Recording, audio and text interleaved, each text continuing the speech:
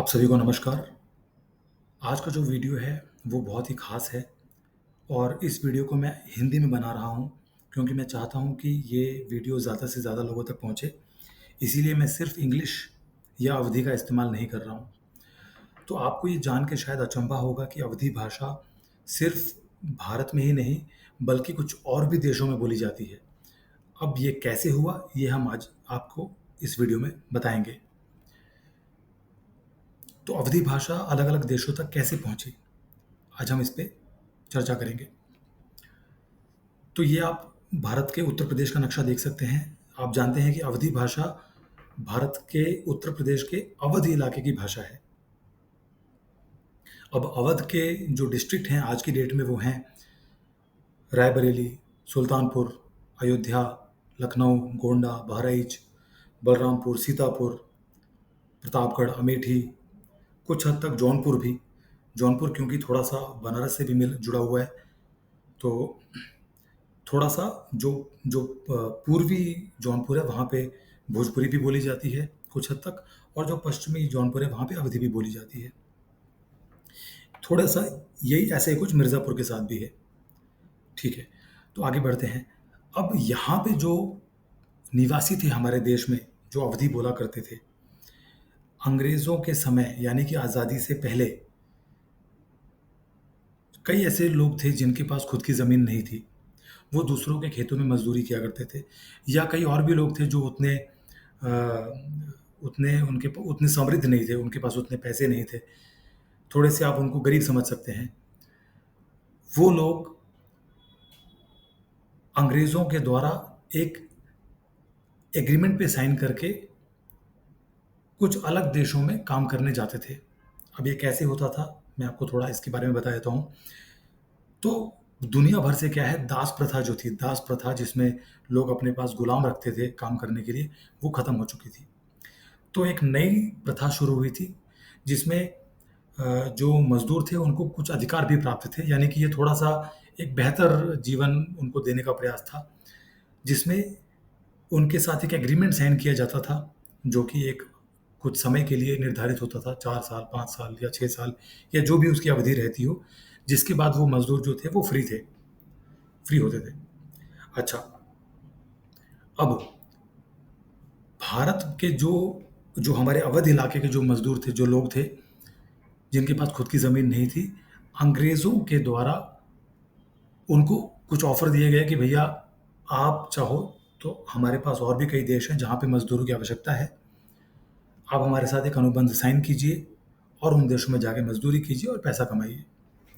जहाँ आपको खाना-पीना भी मिलेगा या जो भी उनके प्रलोभन होते हों, जो भी उनकी फैसिलिटीज़ होती होंगी, वो उसमें लिखते थे। अब क्योंकि आपको पता है अंग्रेज़ों का शासन सिर्फ़ भारत में नहीं था, और भी कई देशों में था, तो वहाँ पे मज़दूरों की ज़रूरत पड़ती थी और वो अलग-अलग देशों से मज़दूरों को इकट्ठा करके इन देशों में भेजा करते थे। अच्छा, तो जो लोग हमारे अवध के इलाके के थे, उनको क्योंकि एक एग्रीमेंट साइन करना पड़ता था, सिर्फ़ अवध वालों को नहीं, सबको एक एग्रीमेंट साइन करना पड़ता था। क्योंकि इनको एक एग्रीमेंट साइन करना पड़ता था, जिसको हमारे अवधी बोलने वाले जो लोग थे, वो अंग्रेज़ी भाषा से उतने परिचित नहीं थे, तो वो इसको एग्रीमेंट को गिरमिट कहते थे, गिरमिट, कि भैया अगर आपको वहाँ जाना है तो आपको गिरमिट साइन करना पड़ेगा। गिरमिट, एग्रीमेंट साइन करना पड़ेगा। तो जो भी लोग एग्रीमेंट साइन करके दूसरे देशों में काम करने जाया करते थे, उनको गिरमिट गिरमिटिया मज़दूर कहा जाता था, गिरमिटिया मज़दूर। कई लोग उनको जहाज़ी मज़दूर भी कहते थे क्योंकि बड़े-बड़े जहाज़ों से उनको भेजा जाता था। ठीक है? अब ये चित्र हमने आपको सिर्फ़ समझाने के लिए बनाए हैं। तो ये लगभग 18वीं सदी जब ख़त्म हो रही थी या 19वीं सदी की शुरुआत में, आप उसी समय का समय मान लीजिए जब ये शुरू हुआ था। मज़दूर जो थे वो, जिनको पढ़ना आता था वो साइन कर सकते थे, या बाकी लोग अंगूठा लगाते थे उस अनुबंध पे, उस एग्रीमेंट पे, और फिर वो बड़े-बड़े जहाज़ों में इन बड़े-बड़े दूसरे देशों में भेजे जाते थे, और वहाँ जाने में कई दिन लगते थे, कई दिन का समय लगता था। अब जब ये मज़दूर वहाँ पहुँचते थे उन दूसरे देशों में, तब जाके वहाँ पे भाषा का प्रसार होता था।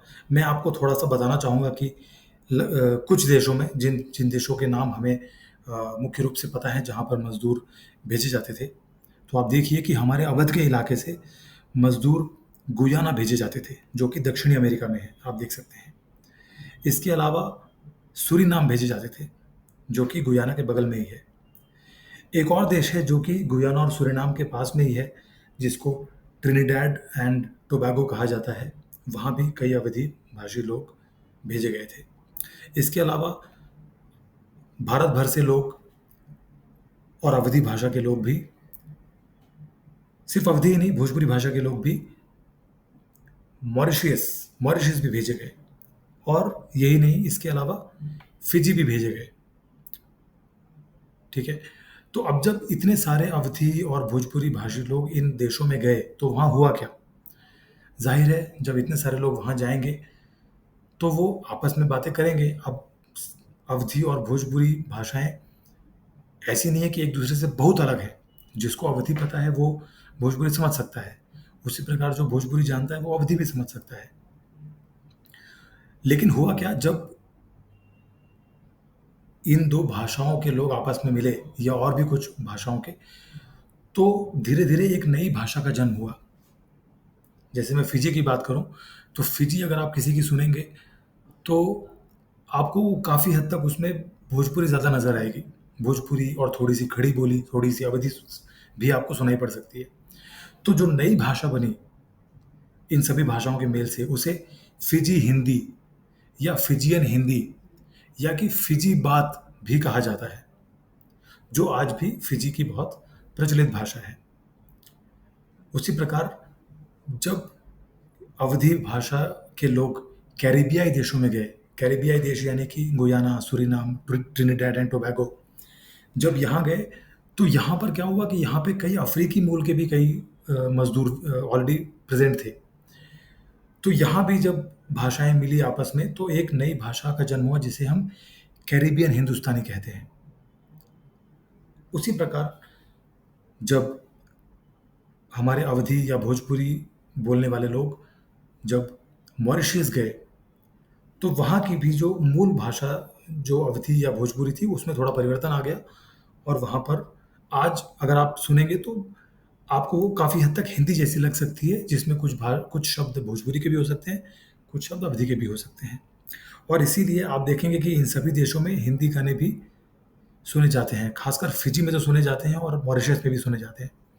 अच्छा, जो कैरिबियाई देश हैं जिनके बारे में मैंने बीच में लिख रखा है, यहाँ पर क्या हुआ है, क्योंकि यहाँ की जो ऑफिशियल भाषाएं हैं वो इंग्लिश और शायद फ्रेंच या कोई और भाषा, लेकिन इंग्लिश तो ज़रूर है। जब ये सारी भाषाएं वहाँ की ऑफिशियल भाषाएं बन गई तो जो बाकी भाषाएं हैं जैसे हमारी कैरिबियन हिंदुस्तानी, भोजपुरी या अवधी, ये भाषाएं क्योंकि इन्हें कोई संरक्षण नहीं मिल पाया, तो जो पुरानी जनरेशन थी, जो बूढ़े बूढ़े लोग थे, वही लोग इन भाषाओं का प्रयोग आज की डेट में इन देशों में करते हैं। अब जब ये लोग धीरे धीरे बूढ़े हो रहे हैं और अब वो इस दुनिया में नहीं हैं, तो क्या है, ये जो भाषाएं हैं अवधी और भोजपुरी, ये धीरे धीरे खत्म होती जा रही हैं। तो इन देशों में अब जो नई भाषाएं हैं वो ज़्यादातर अंग्रेज़ी या और भी जो उनकी ऑफिशियल भाषाएं हैं वही बोली जा रही हैं। मॉरिशस और फिजी में फिर भी कुछ हद तक, काफ़ी हद तक जो भाषा जो हिंदी है, हिंदी या फिजी हिंदी, इसका उपयोग आज भी हो रहा है। तो इस वीडियो में आपने देखा कि अवधी भाषा किस तरीके से दूसरे देशों तक पहुंची और अ, वहाँ उस उसका कैसे रूप परिवर्तन हुआ, ये आपने देखा। तो सिर्फ यही नहीं, अवधी भाषा नेपाल के भी कई जो तराई इलाके हैं वहाँ भी बोली जाती है। और अवधी भाषा बची रहे और हमेशा जीवित रहे, इसी प्रयास के लिए हमने ये यूट्यूब चैनल खोला है। और हम आपसे आग्रह करेंगे कि आप इस चैनल को जितना हो सके सपोर्ट करें। हमारी वेबसाइट भी एक है जो हमने बनाई है, आप उसे भी जाके देखें। आपके कुछ सुझाव हो तो उसमें लिखिए या कमेंट में बताइए, तो हम उनको भी हमारे नए वीडियोस में शामिल करने की कोशिश करेंगे। और मैं चाहता हूँ कि कुछ सालों बाद ऐसा ना हो कि जब कोई अवधी भाषा के बारे में कुछ ऑनलाइन सर्च करे तो उसे कुछ मिले ही ना। हम चाहते हैं कि इन वीडियोज़ के माध्यम से या जो हमने वेबसाइट बनाई है उसके माध्यम से लोगों को कुछ ना कुछ जानकारी अवधी भाषा के बारे में उपलब्ध रहे। आज के लिए इतना ही। धन्यवाद।